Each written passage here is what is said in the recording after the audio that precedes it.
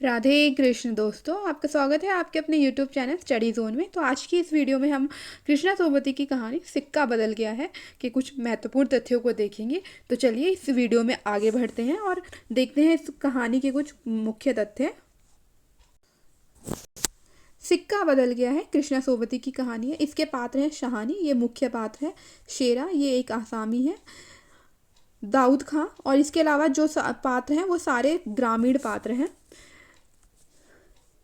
कृष्णा सोबती का जो कहानी संग्रह है वह बादलों के घेरे 1980 में प्रकाशित हुआ। इसमें 24 कहानियां हैं।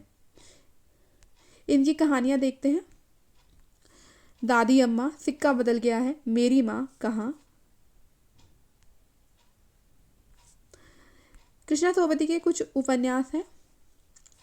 डार से बिछुड़ी, मित्रों मर जानी, मारो के यार तीन पहाड़, जिंदगी नामा, दिलो दानिश, सूरजमुखी अंधेरे में, समय सरगम। इसके अलावा इन्होंने एक यात्रा संस्मरण की रचना करी, बुद्ध का कमंडल, लद्दाख।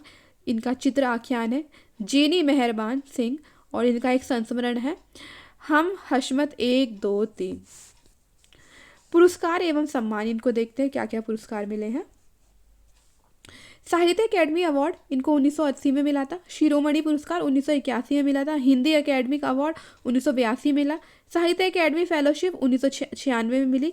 श्लाघा पुरुष पुरस्कार भी मिला हुआ है इनको। मैथिली शरण गुप्त पुरस्कार से भी मिला है इनको, और ज्ञानपीठ सम्मान भी मिला है।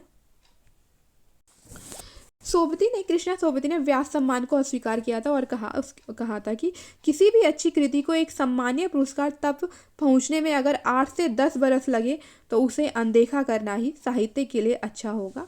पुरानी पीढ़ी और पुरानी कृति के सम्मुख नई कृति के पुरस्कृत होने के संयोग को निरर्थक हो जाने देना ठीक नहीं है, ऐसा इन्होंने कहा था। जब इनको व्यास सम्मान दिया गया था, इन्होंने उसको लेने से इनकार कर दिया था क्योंकि उनको 8-10 रचना के 8-10 साल बाद जो है कहाँ सम्मान मिल रहा था। सोबती की रचनाओं में संवेदना संपूर्ण रूप में प्रवाहित होती दिखाई देती है। कहानी में किसी एक व्यक्ति अथवा वर्ग पर कटाक्ष नहीं किया है, व्यक्ति समग्रता के साथ दिखता है। सोबती की कहानियों के पात्र मानवीय संवेदनाओं से भरे हुए हैं, स्त्री पुरुष या हिंदू मुस्लिम में विभक्त नहीं है। इस कहानी में जो शब्द हैं वो सटीक शब्द योजना हुई है, पत्रानुकूल शब्दों का चयन हुआ है, मनमोहक प्रकृति का चित्रण हुआ है, काव्यात्मक गद्य का प्रयोग है, गद्य अधिक उपयुक्त हुआ है इस कहानी में। पाकिस्तान में दशकों से बसे वृद्धा विधवा शहानी की कहानी है ये।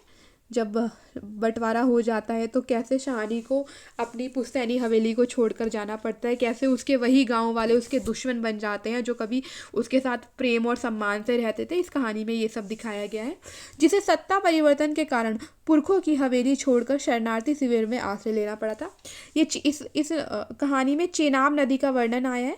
इस प्रारंभ कलात्मक है, शहानी की मनोदशा को दिखाया गया है और अतीत के चित्र इसमें दिखाए गए हैं।